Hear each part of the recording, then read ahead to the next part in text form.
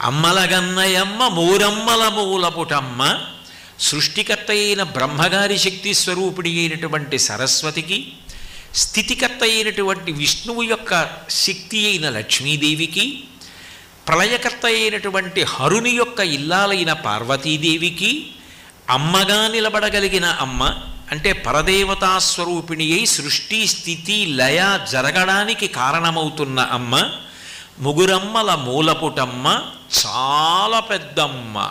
ఎంత పెద్ద అమ్మ అంటే ఆవిడ ఎప్పుడుంది అంటే పూర్వజ.